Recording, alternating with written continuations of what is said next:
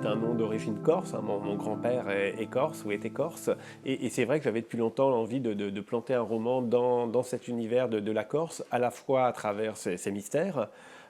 et donc des personnages empreints de cette terre, à la fois à travers la Corse en vacances, parce que moi finalement je ne connais que la Corse qu'à travers les vacances, qu'à travers ses plages, ses campings, ses chemins de randonnée. Et je voulais finalement mettre, à partir de cette image de la Corse touristique, lui rendre hommage et puis aller un petit peu plus loin, pousser un petit peu plus loin cette réflexion sur la Corse. Et puis je voulais aussi faire un roman qu'on emmène sur la plage, qu'on emmène en vacances et qui, pour ces millions de Français ou d'étrangers d'ailleurs qui partent en vacances, eh bien qu'ils aient l'impression finalement de traverser le roman et que ce soit eux ou que cette histoire ait pu leur arriver à tous évidemment, ces gens qui sont en vacances, qui vont poser leurs serviettes sur une plage ou se tremper les pieds dans la piscine d'un camping.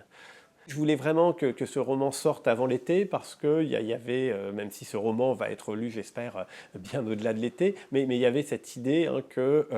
ce roman a quand même été écrit et inventé l'été, en vacances, et que je voulais effectivement que pour une part des lecteurs, en tout cas, ils aient ce plaisir de d'une forme de mise en abîme, c'est-à-dire je trouve ça toujours assez étrange de lire un roman qui rappelle des choses qu'on est en train de vivre vraiment, c'est-à-dire lire un roman sur la Réunion à la Réunion, et effectivement lire un roman de vacances qui se passe dans un camping alors qu'on est soi-même en vacances dans un camping, et qui plus est, pour les gens qui auront la chance de le lire en Corse, eh bien il y a une sorte de mise en abîme que je trouve assez intéressante, assez sublime, même si bien entendu il y a plein d'autres gens qui liront mon roman dans de tas d'autres conditions, et par exemple ceux qui le liront dans le RER à Paris, bah, ils auront la chance aussi de partir en Corse avec ses odeurs et ses paysages, et c'est aussi un roman d'évasion.